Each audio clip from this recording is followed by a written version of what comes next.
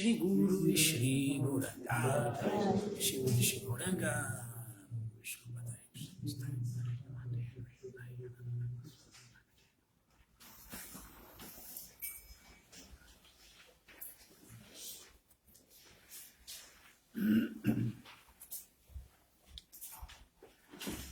Então, continuando com o nosso estudo do Srimad Bhagavad Gita, como ele é, de Srila Prabhupada. Hoje vamos ter o verso 3 do capítulo 6, Dhyana Yoga.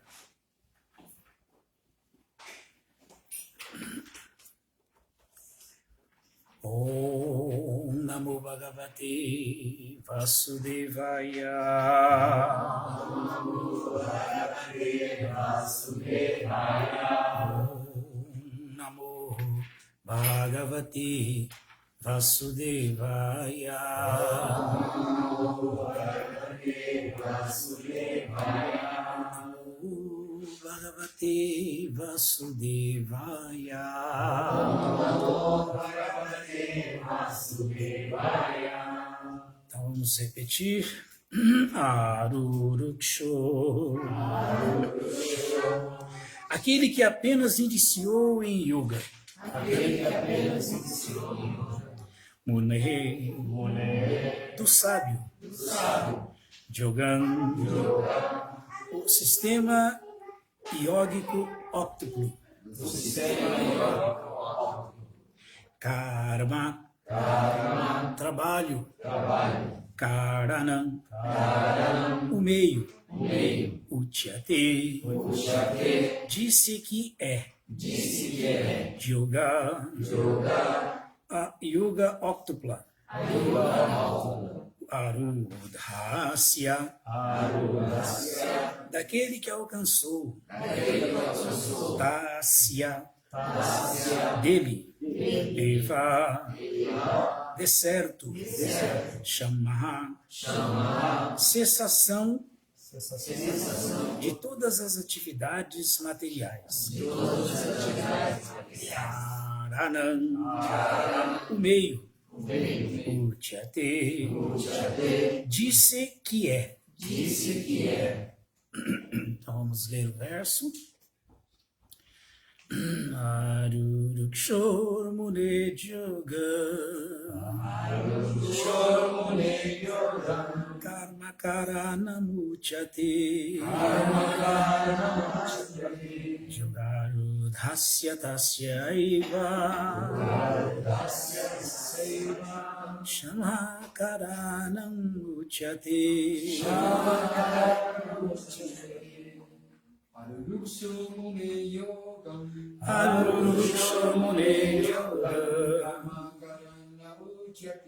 Karma Karanam Uchyate. Yogarudhasya Tasyaiva. Shama Karanam Uchyate. Aruruksho Mune Yoga.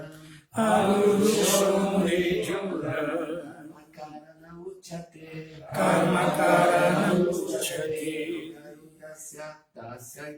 Yogarudhasya Tasyaiva. Shama Karanam Uchyate.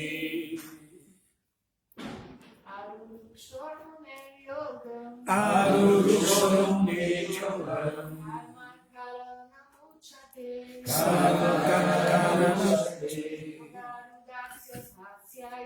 Yogarudhasya Tasyaiva. Shama Karanam Uchyate.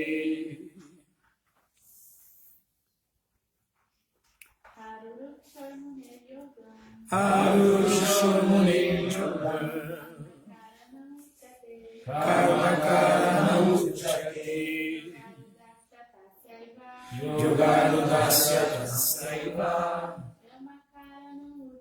Shama Karanam Uchyate.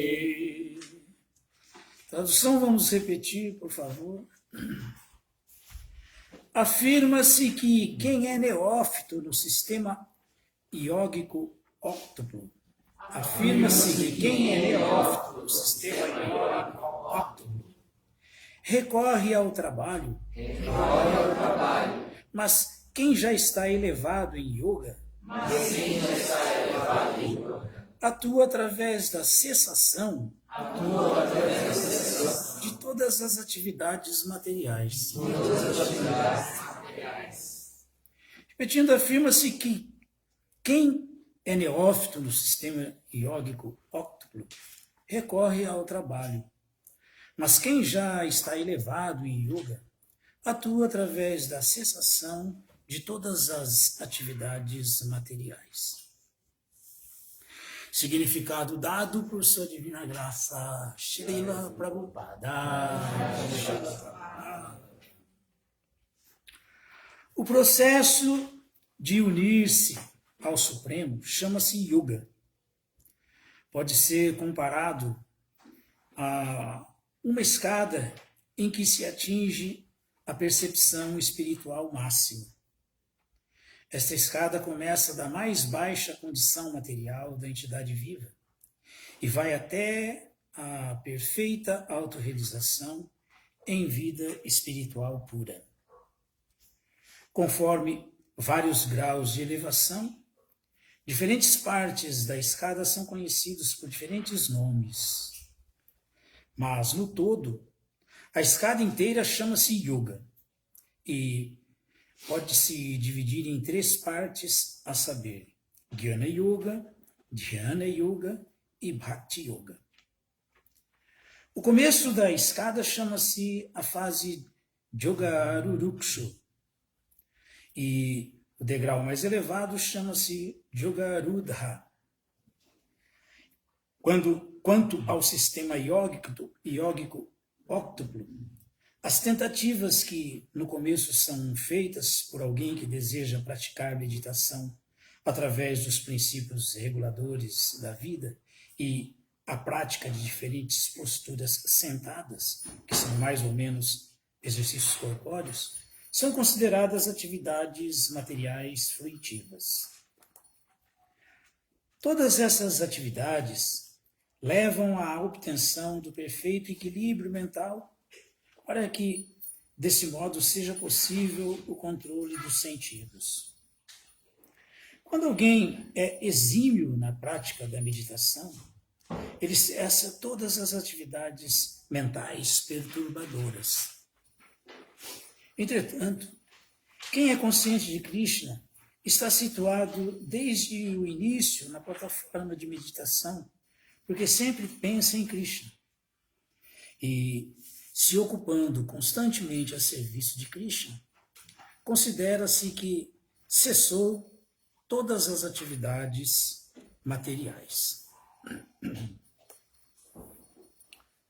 Madhyana Timirandasya Jnanam Jana Shalakaya Chakshuru Militanjena Tasmai Shri Gurave Namaha Shri Chaitanya Manobhistam Vistapitam Jena Bhutale Swayam Rupakadatmahyam Dadati Swapadantikam He Krishna Karuna Sindhu Dinabandhu Jagatpate Upesha Gupka Kanta Radha Kanta Namostute Aruruksho Mune Jugam Karmakara Namuchate Yogarudasya Tasya Iva Shamakara Namuchate. Afirma-se que quem é neófito no sistema iógico óctuplo recorre ao trabalho, mas quem já está elevado em yoga atua através da cessação de todas as atividades materiais. Bom, aqui nós temos que, antes de mais nada, deixar claro que essa meditação transcendental, que até em Satya Yuga é trabalho material ainda, na Kali Yuga ela é fora de cogitação, inexequível, sem nenhuma possibilidade de alguém executar o sistema óctuplo de yoga. Impossível. Impossível por vários aspectos. E para a gente ter uma ideia, a divisão é Dhyama, Niyama, Asana, Pratyahara, Dharana, Dhyana e Samadhi. Esses são os 8. Para a gente ter uma ideia, quem é que consegue executar a meditação transcendental nessa era? Quem vai conseguir? Isso é a explicação de Patanjali. Primeira coisa é que, não, porque eu vou fazer yoga, estou fazendo yoga. Tá. O primeiro passo é Dhyama. Dhyama significa total controle dos sentidos. Em última instância, nenhum sexo. 0 de sexo. Será que tem alguém fazendo yoga por aí? Esse é o processo de Jnana Yoga, a meditação transcendental. Então, é Dhyama. Depois, Niyama. Só atividades regradas. Só faz atividades regradas. Não faz nada que não seja regulado. Isso é Niyama. Depois, Asana. Diferentes posturas, e incluindo a principal, que é o Lótus, que é onde o yogi entra em transe, mas diferentes posturas sentadas. Essa postura, ela, para dar certo, em outras eras se tentava, em Satya Yuga era possível ser bem-sucedido com a meditação transcendental. Tem que procurar um lugar retirado, normalmente na beira de um penhasco assim, para ficar protegido, tem que forrar com grama coxa, sentar em cima da pele de veado. A grama coxa porque ela não deixa bichos, insetos, é um lugar seguro onde não tem perigo de animal selvagem nenhum chegar, e ali começar a executar pranayama. Então, pranayama é a 4ª, está na metade ainda. E pranayama é para o quê? Porque através do processo de purificação de todas as passagens de ar dentro do corpo, a limpeza dessas passagens todas, se chega num ponto de... o processo é chamado Kumbhaka. Kumbhaka pura karechaka. Você controla o ar que entra, controla o ar que fica e controla o ar que sai. Até chegar o momento que você fica só com o prana puro, e a alma fica subsistindo no corpo só através daquele ar. Aí assim ainda assim tem consumo. Tem consumo. Aqui a coisa mais importante aqui, que nós estamos ouvindo, é cessação de todas as atividades materiais. Para cessar todas as atividades materiais, tem que chegar pelo menos nessa fase que vem depois do controle do ar vital, que é pratyahara. Ahara quer dizer consumir, pratyahara quer dizer parar de consumir. Parar de consumir tudo. Parar de consumir alimento, parar de consumir água, até chegar a um ponto de ficar vivendo só do ar vital. Prana. Esse é o processo de pranayama. Para alguém que será que tem alguém fazendo yoga na Kali Yuga? Nessas academias aí, será que tem alguém fazendo yoga? Chegou nessa fase, o yogi quando chega nessa fase aí, ele ainda sente alguma necessidade de manutenção, de consumo, ele simplesmente procura com a mão onde tem alguma raiz ali por perto, pega alguma folha, come e só, e vai até parar totalmente, até parar de consumir, pratyahara. Pratyahara. Quando ele para totalmente de consumir, aí ele chegou nessa fase da cessação das atividades materiais. Isso para o yogi, Dhyana Yogi, quem está executando o sistema óctuplo de yoga. Aí, quando ele chega nessa fase de já estar flutuando no ar vital, a ponto de não precisar mais sequer pegar uma folha ou outra, sair. Aí ele está na fase de dharana. Dharana. A introspecção propriamente dita. Se ele continuar fixo, com os olhos na ponta do nariz e completamente absorto nessa introspecção, ele passa da fase de dharana, para a meditação propriamente dita, que é Dhyana Yoga, né? Dhyana. É dito que quem chega nessa plataforma de Dhyana já não cai mais. Dificilmente cai. Ainda assim, não significa que ele vai ser um yogi bem-sucedido.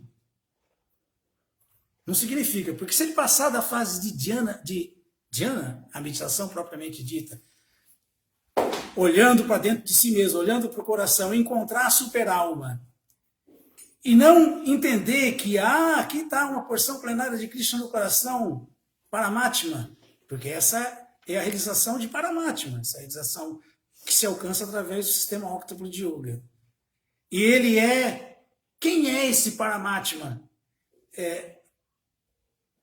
Quem está comigo o tempo inteiro, o meu amigo eterno, a fonte de prazer minha, a causa da minha existência. Deixa eu me render a ele. Se ele não se render a essa super-alma, ele não entra em Samadhi. Ele não entra em Samadhi. Ele cai ainda. Ele cai. Não cai assim mas cai como um yogi malogrado. Um yogi que talvez consiga se fundir no Brahman, no Brahmananda, no Brahmajyoti, alcançar essa realização que é anterior a ela, que é a realização de Samadhi, de Jnana, impessoal de Deus. Ele se funde na luz refulgente do corpo da super-alma, não na super-alma, não. Ele não vai com a super-alma para Vaikunta. Ele não entra em Vaikunta. Ele foi malogrado, ele não alcançou sucesso. Aí ele fica por um tempo, devido a tanta austeridade, devido a tanto sacrifício, ele fica por um tempo imerso no raio refulgente do corpo de Krishna, que sustenta todo o universo, todos os planetas, que é o Brahmajyoti.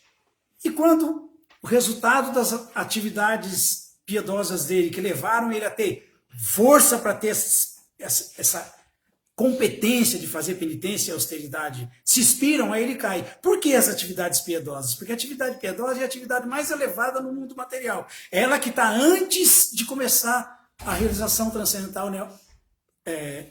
Mais rudimentar, que é Jnana, a realização impessoal de Deus, porque ele foi piedoso. Se alguém não se situar no modo da bondade, jamais vai conseguir começar a trilhar o caminho da transcendência. O primeiro passo do caminho da transcendência é a realização impessoal, Jnana Yoga, para depois entrar para Dhyana Yoga.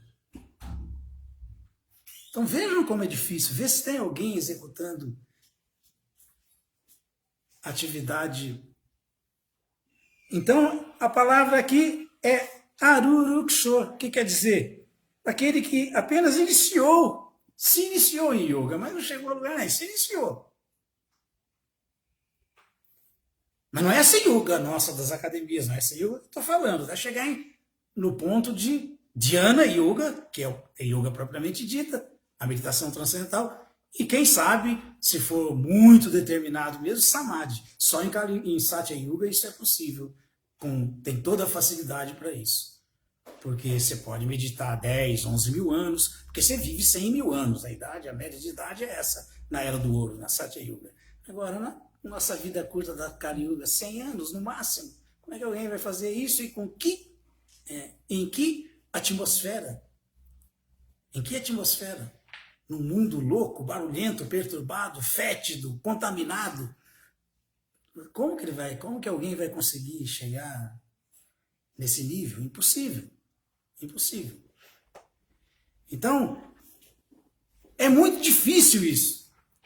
E muito difícil para o yogi bem-sucedido ele chegar a esse ponto de Shamakaranamutyate, que através da yoga ele consegue realmente toda a cessação das atividades materiais, que são as atividades que enredam.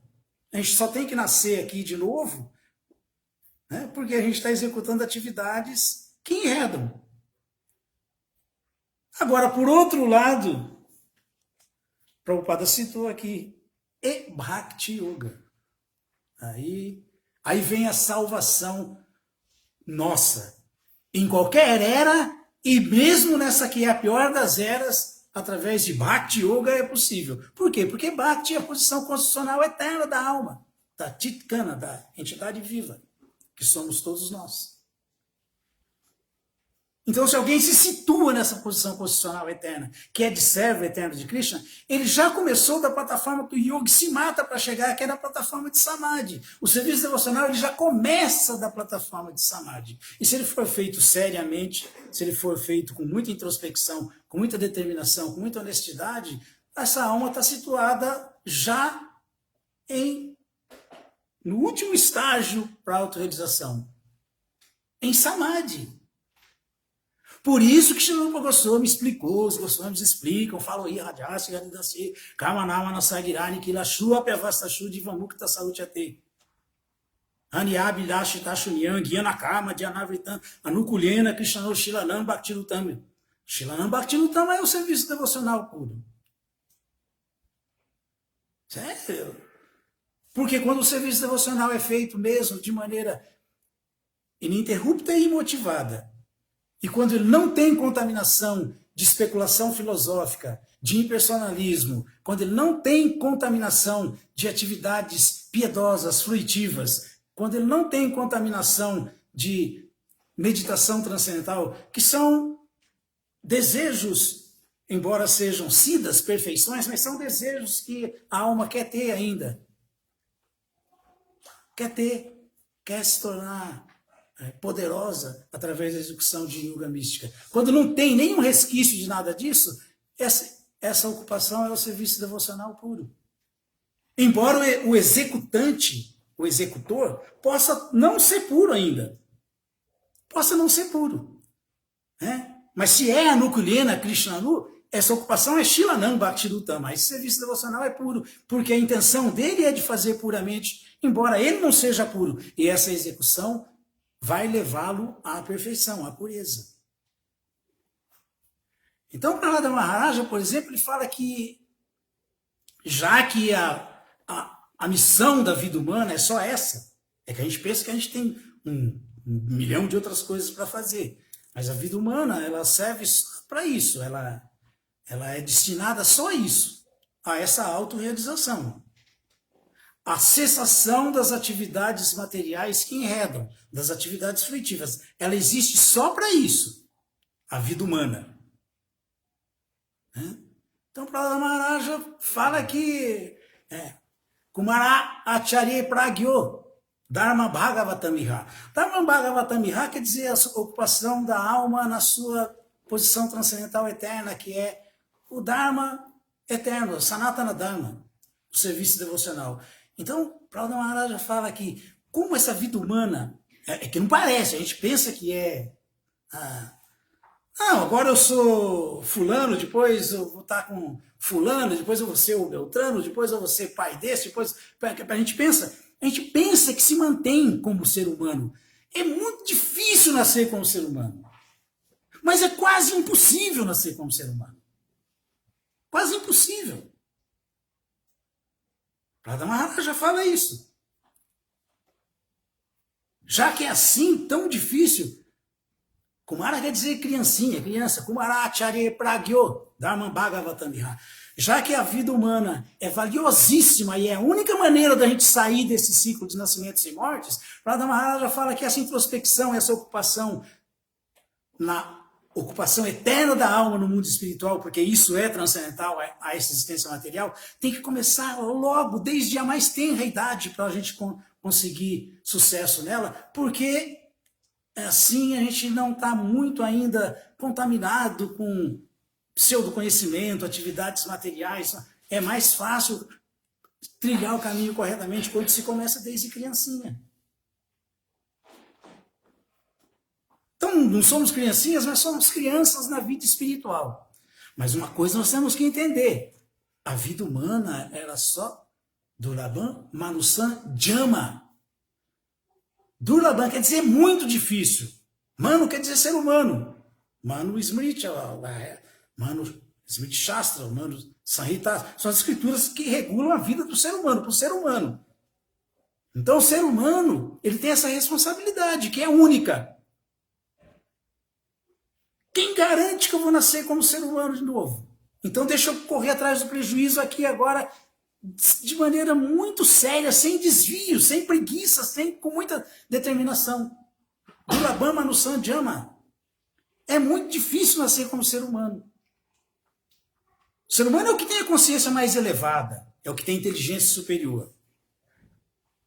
É o que menos nasce. É o que menos nasce. De acordo com as escrituras, de acordo com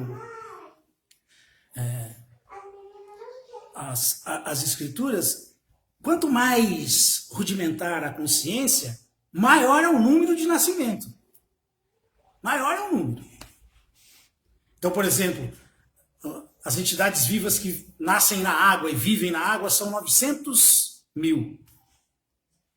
As entidades vivas as almas que tomam corpos como plantas, árvores, grama, olha como nasce.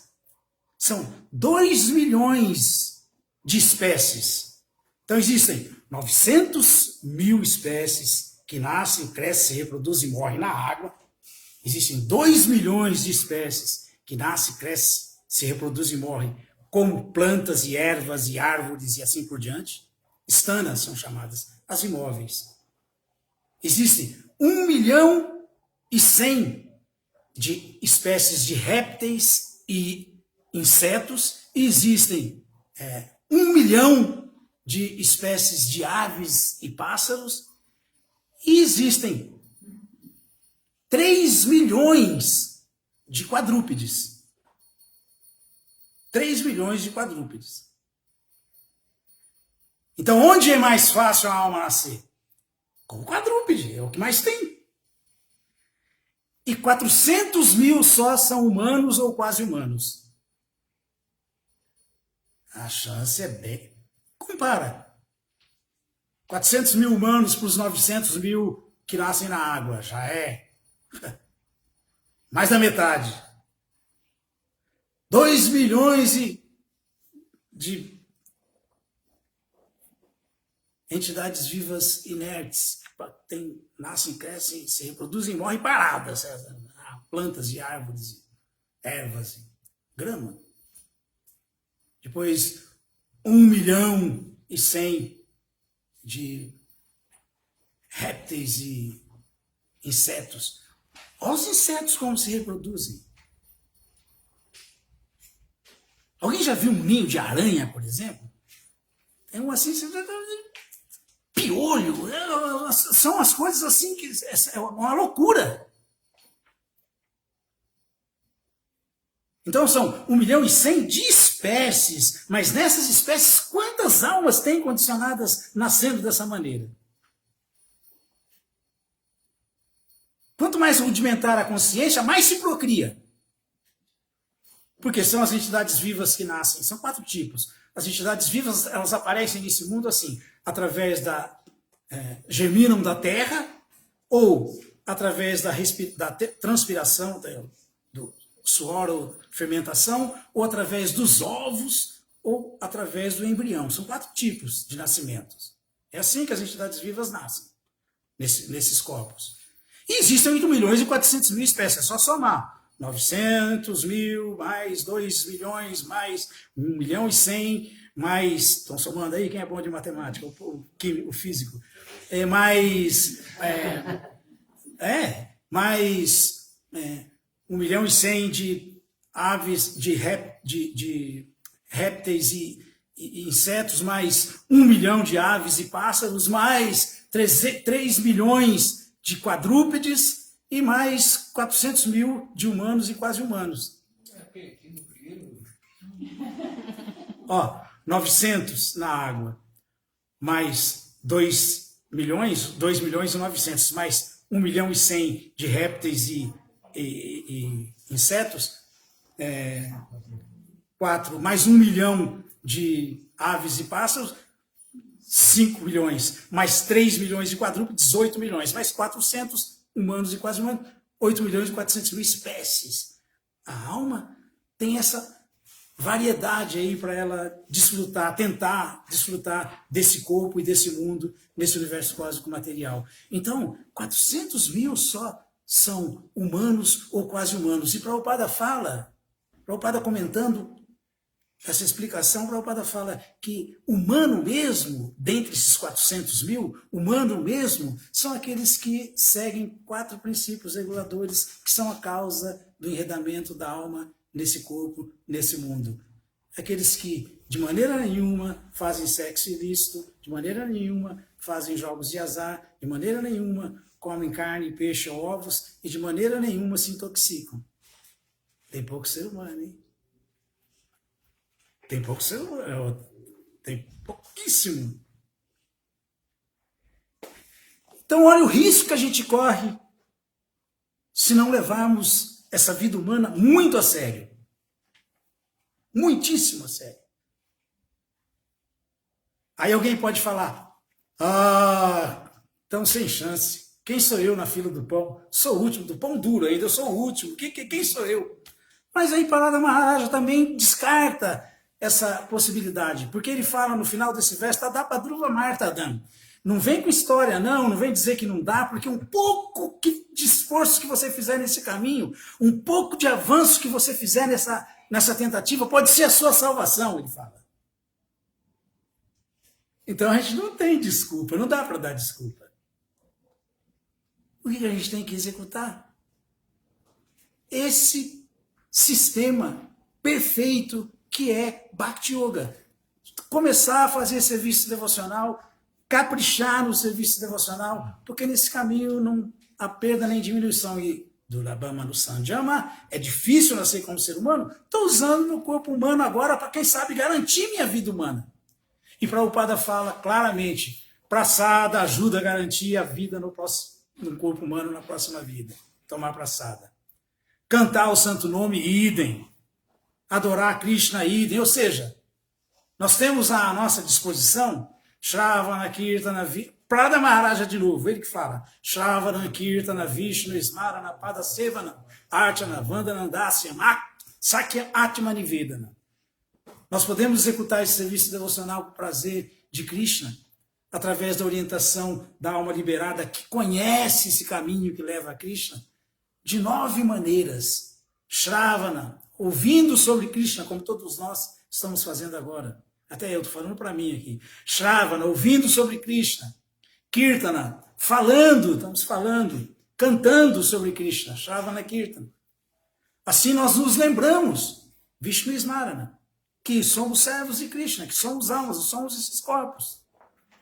Cai a ficha. A consciência é essa. Né? Pada Sevana. Podemos servir humildemente Krishna. Os devotos que servem Krishna, não é diferente de servir Krishna. Archana, lá, está adorando Krishna lá no altar, daqui a pouco vai ser aberto o altar, nós podemos adorar Krishna. Então, Archana, adorar Krishna. Vandana Dasya, servir Krishna humildemente, prostrado como uma vara, sem... E orar sempre a Krishna. Orar a Krishna. Se tem uma coisa que nós podemos fazer, é orar a Krishna. A programação espiritual, os cantos dos mantras seletos, o cantar do Mahamantra Hare Krishna, não é outra coisa senão uma oração a Krishna. Agora, além disso, ainda a gente pode orar mesmo a Krishna. Orar mesmo. Prabhupada tem um comentário de Prabhupada do Bhagavatam que ele fala que nós somos tão afortunados que, além de tudo isso que nós temos à disposição, que Krishna nos deu, nós ainda podemos escolher mantras seletos que nós sempre repetimos. Nós sempre repetimos. Porque nós entramos diretamente em contato com Krishna e Krishna não vai ouvir, não vai ajudar se a gente tiver sinceridade. Não vai. Claro que vai. Como, por exemplo, o último verso do Shri Upanishad. Agninaya Shupatarayasman Vishwanideva Vayunani Vidwan Yodiasma Dihurana Menobustante Namalktim Videma. Na frente da deidade, ou mesmo só meditando em Krishna, nós podemos sempre, diariamente falar isso. Sabe o que quer dizer isso? Sabe o que quer dizer isso?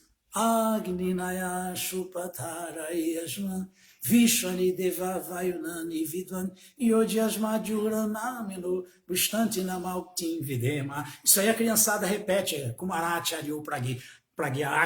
A criancinha na Gurukula sempre fala isso aí. Esse é um verso que as crianças repetem, estudam o Shri Upanishad e repetem esse mantra aí diariamente. Ó meu Senhor, poderoso como fogo, ser onipotente, ofereço todas as reverências caindo ao solo aos seus pés. Ó meu Senhor, por favor, guie-me no caminho certo para alcançá-lo. E porque o Senhor sabe de tudo que eu fiz no passado, Ele conhece o nosso karma. Liberte-me, por favor, das reações dos meus pecados passados, para que não venham existir obstáculos em meu progresso. Vamos decorar esse verso aí e repetir diariamente aí. E tem tantos outros, que a gente pode... Isso não é fantasia não, gente. Isso é uma maneira de entrar em contato com Krishna autorizada. Essa maneira é autorizada. Isso não é uma reza qualquer, essa é uma reza autorizada. Isso é uma oração autorizadíssima. Então vejam quantas armas a gente tem para executar o serviço devocional, para chegar nessa fase perfeccional, de agir só para o prazer de Krishna e não ter mais que pagar a reação pela ação, porque quando até um soldado, quando ele mata na guerra, ele é condecorado ao invés de ser preso. Agora, se você matar fora da guerra, aí você vai ser preso. Então, quando nós estamos fazendo a ordem de Krishna, nós não temos que pagar nada. Nós estamos fazendo só o que Deus manda. Não tem problema nenhum. Essa é a única maneira de a gente ficar livre de enredamento nesse mundo. A única maneira, não tem outra maneira. É a única. Serviço devocional rendido a Krishna. Serviço devocional espontâneo a Krishna. Então a gente tem que ir Vandana Dasya. Orar sempre a Krishna como uma alma rendida a Ele. Dasya, encarnando o devoto, agindo como de Vira Sarupahaya Krishna Nitya, como um servo eterno de Krishna, agindo para o prazer de Krishna. Dasya.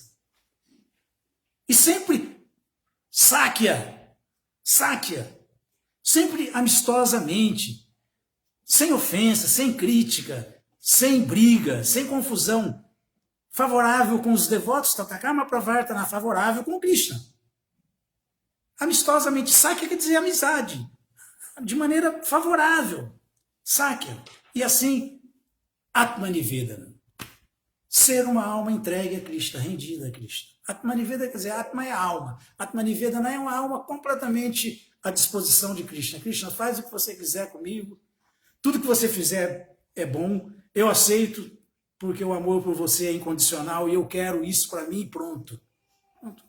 Essa é a maneira de se situar, ainda que em Kali Yuga, ainda que nessa era que é a pior das eras, de se situar em serviço devocional puro, como uma alma realmente Atmanivedana, rendida a Krishna.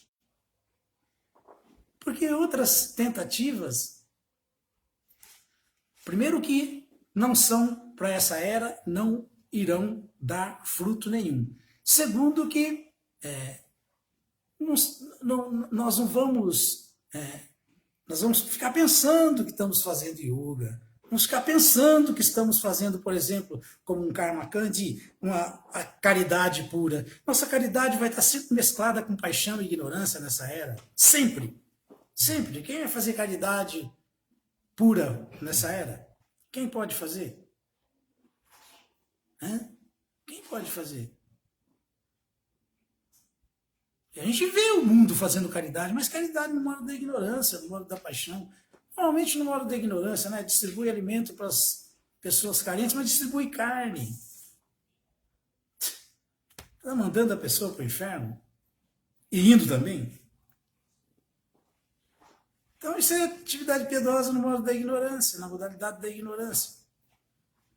Ou na paixão. Não, eu distribuo, mas eu não distribuo, eu não dou carne, eu sou vegano, mas olha, é incrível, viu? A gente faz esse programa aí, esse programa é incrível, pronto, já é orgulho, isso aí já é paixão, já está pronto, já está contaminada a bondade. É como o cara que fala, olha, pode construir o asilo lá para os velhinhos lá, que é o banco e tal, mas põe o meu nome lá, põe a pedra, põe lá o meu nome, isso é uma atividade piedosa mesclada com paixão.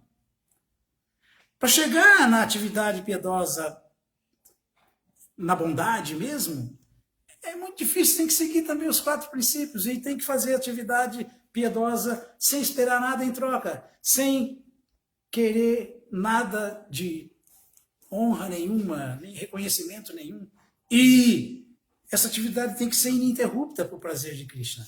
Isso é material, é bondade, para daí poder realmente ou começar a ser um transcendentalista de terceira classe, estudar os Vedas e tentar realizar o Brahman impessoal, o aspecto impessoal de Krishna, se fundir no Brahmananda, na luz refulgente do corpo de Krishna, ou tentar entender aquele que é a fonte do Brahman, Vishnu, que está no coração como uma porção plenária, no coração de todos, situado no coração de todos, desde o mais insignificante inseto até um semideus. Krishna está presente no coração como uma super-alma. É esse Krishna, essa super-alma, Paramatma, Janardana, que o yogi bem-sucedido encontra. Que se ele não fizer isso, Atmanivedana, se entregar para essa, se render à super-alma, ele não alcança o sucesso último desejado. Enquanto que, através de Bhakti Yoga, a gente não pode, inclusive, entrar em Krishna Loka, não em Vaikunta, na morada mais elevada de Krishna. Então, aqui, o que é mais fácil? Tentar ficar parar tudo, tentar, tipo de loucura, né? Ou ter as atividades, mas onde você não desfruta do resultado, então isso é inação na ação. Essa atividade não tem reação para ela. Isso é serviço devocional. Então é isso que nós temos que entender. Isso nós temos que entender e fazer. Para ver se pelo menos a gente garante a vida humana para o próximo nascimento, porque acho que todo mundo entendeu, é difícil nascer como ser humano, viu? Durlabham Manusam Jama. Prahlada Maharaj deu esse alerta. É muito raro nascer como ser humano.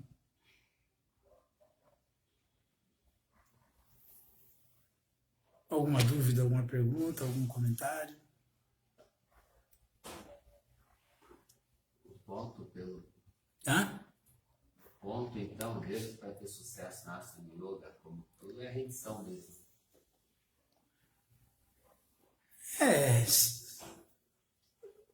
Sem rendição, onde está o reconhecimento da superioridade de Krishna,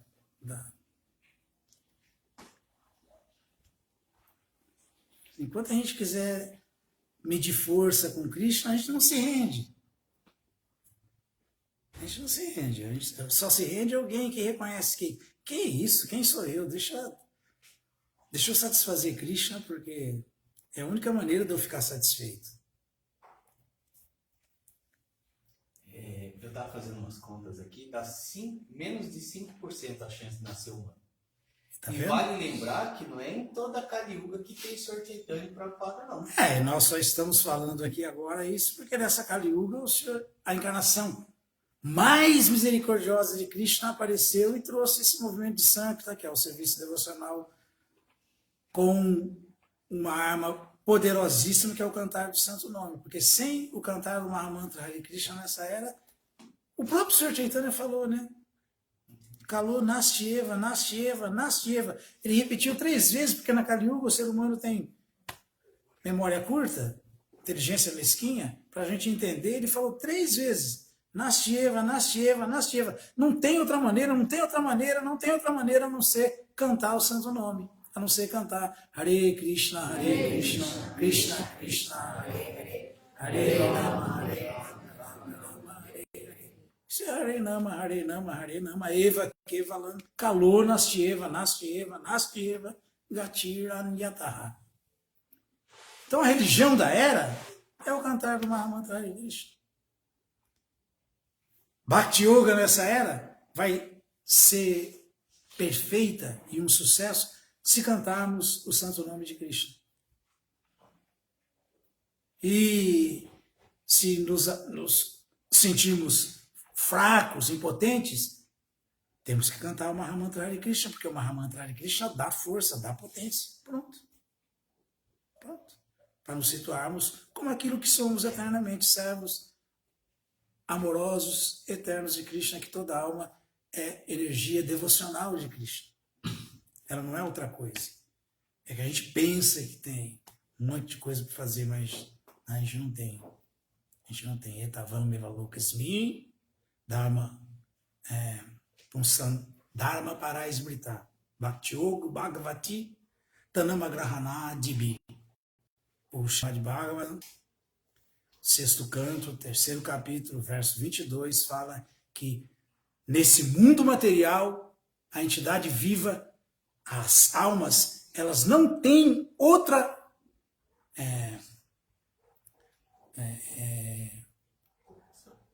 condição a não ser a condição, ela não tem outra situação a não ser a situação de Bhakti Yoga Bhagavati, de aceitar que ela é um servo eterno amoroso de Krishna e executar esse serviço devocional Tanama Grahanadibi, cantando Hare Krishna, cantando o santo nome de Krishna. Imagina, não existe outra verdade para nós, é o que fala esse verso do Bhagavatam. A gente pensa que tem um monte de coisa para fazer, mas é tudo alucinação, é loucura, é maia, é ilusão. A única ocupação real da alma, a única. E não é no mundo espiritual que ninguém tem que trabalhar para se manter, não. É mesmo aqui que a gente tem que trabalhar para se manter. Na verdade, a única ocupação da alma é se render a Krishna, cantar o santo nome de Krishna e servir Krishna, mais nada. Isso deve ser lembrado, isso quer dizer, Punsan Dharma Paraismrita. A alma, que é a Punsan do ser humano, tem que se lembrar desse Dharma dessa ocupação transcendental, que essa é a ocupação dela eterna. Smrita quer dizer se lembrar. Se ela se esquecer disso, ela está iludida, está perdida. Queria perguntar uma coisa que, na verdade, não tem muito a ver com a palestra de hoje, mas foi um tema que o senhor fez palestra no Centro Hariket Bhakti Yoga lá em São Paulo. E eu fiquei com essa dúvida na cabeça essa semana e eu queria perguntar para o senhor. Você comentou muito sobre Kali Yuga, né? E eu queria saber, assim, que se cita pouco Kali, né, nos templos, ainda mais no movimento Vaishnava, cita pouco Ganesha, Kali. Eu queria saber porque ela está muito famosa, assim, entre os jovens, assim, muita gente coloca no altar a foto de Kali. Eu queria saber se, tipo, isso é algo positivo, o que a Kali tem influência na Kali Yuga mesmo? Tipo, a gente tem que ficar atento, tem que tomar cuidado. Assim como o Krishna tem inumeráveis expansões, Radharani também tem. Kali tem diferentes Kali. Bhadra Kali, tem diferentes Kali, mas Kali Yuga significa que, porque esse mundo material ele é o reflexo pervertido do mundo espiritual. Ou seja, ele é Srimati Radharani na forma da energia ilusória. É a própria Srimati Radharani, que ela se manifesta como Kali, como a sua Maya, como a energia. Só que mesmo na Satya Yuga, ela está presente aqui como energia ilusória. Mas na Kali Yuga, que é a era da escuridão e da ignorância, esse aspecto de ilusão, de desavença, de confusão, de escuridão, de ignorância, é triplicado, porque é uma era onde é a última, para depois recomeçar de novo o Satya Yuga, é uma era que é tão marcante a presença da energia ilusória de Krishna, Radharani na forma de Maya, agindo como Kali, que é tão marcante mesmo, que é uma era que é impossível ter processo para autorrealização. Não tem, nem tem. Tem na Satya Yuga a meditação transcendental, tem na Treta Yuga ouro, prata, a execução de sacrifícios, tem na Dwapara Yuga o processo de adoração, de acordo com Narada Pancharatra. Mas na Kali Yuga nem tem, porque não tem condições de tão poderosa que a energia ilusória está na era de Kali. Então, fazendo as almas ficarem, para isso mesmo, confusas. Porém, de vez em quando, muito raramente, mas nessa Kali Yuga o Senhor Chaitanya veio, nós estamos sendo favorecidos pela presença do Senhor Chaitanya nessa era, porque é a encarnação mais misericordiosa de Krishna, ele deu um processo. Ele fez a gente recobrar a consciência de que somos servos eternos de Krishna e deu uma arma para que nós nos mantivéssemos nesse caminho como servos eternos de Krishna, que é sempre cantar o Mahamantra Hare Krishna. Se cantar, continua indo em frente, escutando um processo de autorrealização, numa era que não tem processo de autorrealização, por ser muito marcante a energia ilusória dessa era, na forma de Kali. Não necessariamente a Kali tem essa energia ilusória, assim, não necessariamente que ela traz essa dualidade, você mantém essa dualidade bem e mal, assim, não necessariamente Kali é má, que é uma energia de Radharani, né, que traz essa ilusão. Kali é sempre mal, mas é um mal que é sempre pro bem, para quem tem inteligência. Se você vê que entende que, puxa, deixa eu parar de sofrer, chega, não dá. Você está apanhando da energia ilusória, você está entendendo que não dá para ficar andando na contramão, tentando lutar contra uma energia que eu não consigo vencer, que ninguém consegue vencer a energia ilusória. Ninguém consegue. Ninguém. O devoto só vence porque a própria energia ilusória tira o pé e fala, você está se esforçando tanto que deixa eu te favorecer. Por isso que é Hari, né? Hari é Radharani. Por isso que a gente fala, antes de mais nada, Hare Krishna. A gente pede para Radharani nos levar até Krishna. Mas tem que ter sinceridade, né, para fazer isso. Como fala Srila Kshadas Kaviraj Goswami. A gente tem que honestamente falar aí, como você ir para frente do espelho mesmo e querer se ver, se entender. Né? Então você tem que falar, Krishna Tomara Haniyad Bari Ekabara, Maya Banda, Haite Krishna Tarikaripara. Krishna, não aguento mais. Faz muito tempo que eu entrei nessa, nem sei quanto tempo faz que eu me separei de você e entrei nesse universo cósmico material tentando desfrutar desse corpo e desse mundo. Mas eu já vi que não dá mais, porque eu só apanho. Não aguento mais sofrer. Então, por favor, Krishna, me ajude. Me tire dessa. Isso é esse verso aí. Aí Krishna não vai ouvir uma alma falando sinceramente isso e se esforçando para isso? Claro que vai. E a maneira que ele ajuda é esse Hari, né? A consorte eterna de Krishna, que tem poder até para atrair o próprio Krishna, que é mais do que isso, é mais poderosa do que Krishna, atrai Krishna. Ela fala, olha essa alma aqui, Krishna, ela está sincera, aceita ela aí, por favor, eu gosto dela. Ela sempre fala Hare Krishna. Né? Aí Krishna aceita. Krishna aceita. Como que a gente chega numa pessoa importantíssima nesse mundo material? Se a gente conhece alguém que essa pessoa importantíssima gosta dela, é chegada dela, não é assim? Passa pelos seguranças, corta caminho, não adianta, não adianta. Vamos lá. Radharani fala, vamos lá, já era, vai mesmo. Aqui, Krishna, essa alma aqui.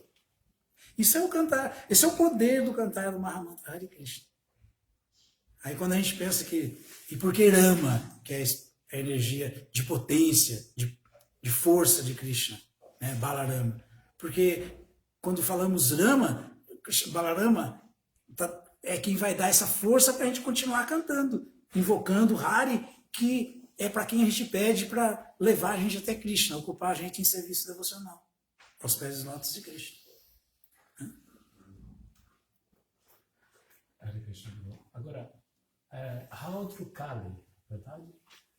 Outro Kali, que é o Kali que está tratando de cortar a lavaca, Srimad Bhagavatam, quando Parikshit Maharaj... Isso é Kali personificado. Kali personificado. Essa é diferente? Não, é o mesmo teste da energia ilusória para a gente. É o mesmo teste, porque veja o que ele está fazendo. Ele está fazendo a coisa mais pecaminosa possível. Né? O touro, o Dharma, tem as 4 pernas, que são as 4 pernas da religião. Limpeza, misericórdia, veracidade e austeridade. Aí ele vem e corta as pernas da limpeza, com sujeira ninguém, não tem pureza. Aliás, sujeira é sinônimo de sexo ilícito. Uma pessoa muito suja é muito sexopata mesmo, e é isso mesmo. Então, sujeira, sinônimo de sexo ilícito. Depois, uma pessoa que não tem misericórdia de ninguém é muito louca por carne, por matar animais, por querer comer os animais inocentes. Isso é falta de misericórdia, ausência de misericórdia. É outra perna da religião. Uma perna é a limpeza, outra perna é a misericórdia. Né? Limpeza, misericórdia e austeridade. E austeridade é quem tem espontaneamente esse ímpeto de fazer sacrifício, se esforçar para ter realização espiritual, buscar se unir novamente. Yoga quer dizer união. Bhakti Yoga é união através da devoção. Através da devoção espontânea, se unir ao objeto último do amor, que é Deus. Mas isso aí é perdido quando se intoxica. Alguém que se intoxica, que é outra perna da religião, intoxicação. A intoxicação destrói essa determinação. Então, na era de Kali, quando o Parikshit Maharaj pegou Dharma sendo castigado assim pela personalidade de Kali, ele tinha cortado essas 3 pernas já. Só sobrou a perna da veracidade na era de Kali. Então, aqui, naquela época, porque hoje em dia só tem mentiroso, só tem farsante, já nem tem mais veracidade nesse planeta. Mas no começo da era de Kali ainda tinha a última perna do touro, de Dharma, da religião personificada, que era a veracidade. Então a gente tem que ver se pelo menos essa perna que restou em Dharma, quando Parikshit Maharaj chegou para socorrer Dharma, ainda tenha algum valor para nós, né? Temos que ser verazes, temos que manter pelo menos a veracidade. Pelo menos a veracidade. Porque a veracidade é perdida quando se tem vício de jogo, jogatina. Jogo destrói a veracidade, faz a pessoa se tornar mentirosa, porque não tem, o jogador blefa. Para poder ganhar, para ganhar dinheiro, ele tem que mentir. Né?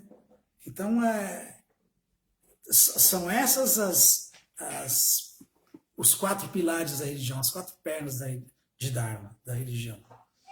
E quem fez isso, logo no começo, Kali, personificado.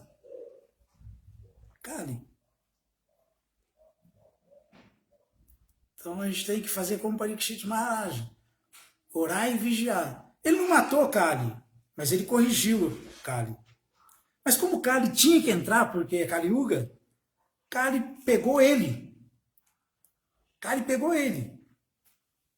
Kali fez ele sentir sede, fome, sendo que ele era um rei poderosíssimo, um rei santo, e ele estava se treinando na floresta e sentiu sede, fome, foi procurar água para beber ou alguma coisa para comer e achou uma choupaninha lá no meio da floresta e foi entrar na choupana, entrou lá,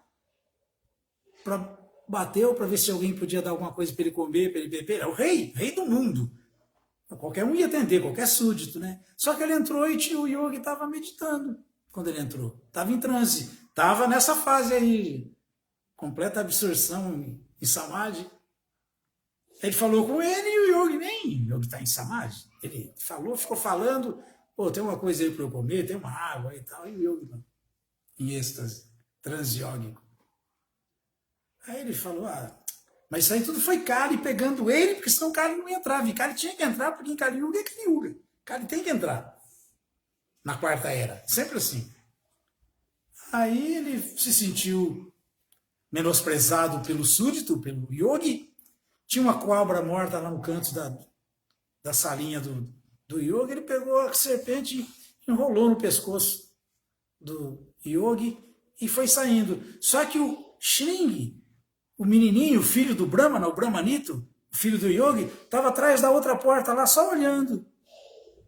Aí olhou assim e falou assim, que rei é esse? Como é que esse rei faz isso com o meu pai? Um yogi santo que está em transe yógico, como que ele pode fazer isso? Aí ele deu as caras, o menininho, apareceu o Brahmanito, chegou e falou, você fez uma coisa muito errada. Portanto, eu te amaldiçoo a você morrer em 7 dias picado por uma serpente, porque você enrolou o pescoço do meu pai com uma serpente morta. Parikshit Maharaj é um rei santo. Ele podia, na hora, combater aquela ofensa e falar, vai morrer você agora. Ele tinha poder para isso. Mas ele, um devoto realmente de Krishna, nunca se defende assim. Ele falou, vixe, pisei na bola. Foi mancada mesmo, não podia nunca ter feito isso com uma pessoa santa, um yogi. eu aceito. Então, o que uma pessoa que está prestes a morrer tem que fazer? Ele saiu dali imediatamente, foi procurar um sábio qualificado para falar para ele o que alguém tem que fazer quando está prestes a morrer. Quem não está prestes a morrer aqui? Então a gente tem que saber o que a gente tem que fazer quando está prestes a morrer. Fazer o quê? Ouvir esse conhecimento, ouvir o Bhagavatam. Aí ele ficou 7 dias seguidos ouvindo o Bhagavatam do filho da encarnação literária de Krishna, que é Vyasadeva, de Shukadeva Goswami. E é baseado nisso que nós temos resposta para todas as perguntas, porque Parikshit Maharaja, que estava ali morrendo de sede, morrendo de fome, começou a perguntar sobre o que alguém tem que fazer quando está prestes a morrer. Shukadeva Goswami começou a falar, ele se deleitou tanto com aquilo deixou ele tão satisfeito, ele foi entendendo tudo, que ele ficou tão absorto que quando chegou nos passatempos de Krishna, e Shukadeva Goswami explicando como os passatempos de Krishna são tão poderosos que eles purificam o universo inteiro, que a gente só de ouvir, a gente ganha uma potência. Ele não lembrou mais nem de comer, nem de beber. Ele fez tudo isso aí porque ele estava louco para comer e beber, estava com fome e com sede. Ouviu por 7 dias sem comer e sem beber, só ouvindo, e cada vez falava mais para ele. Fala mais. E ele ouviu sobre toda a história da dinastia de Krishna, do advento de Krishna nesse planeta. Essa é a história do Bhagavatam, essa é a história da entrada de Kali. E ele era tão poderoso que ele não deixava Kali entrar. Onde ele ficava sabendo que estava tendo jogatina, sexo ilícito, matança de animais e intoxicação, ele ia e cortava. Kali ficou muito brava com ele, aí pegou ele, através do menininho, do filho do Brahmana Yogi, fez ele ouvir o Bhagavatam para a gente poder ouvir a solução para essa era de Kali, que é o Bhagavatam. Tudo isso foi um preparo, tanto Gita, Krishna falou, como Bhagavatam, que é o resumo do Vedanta Sutra, porque o Senhor Chaitanya vinha nessa era. Foi só por isso. Tudo foi uma preparação de ambiente para a gente poder ter o programa completo para a autorrealização mesmo nessa era de Kali. Certo? Todas as glórias sejam para Srila Prabhupada. Srila Prabhupada aqui, Jaya. Muito obrigado a todos. Voltem sempre.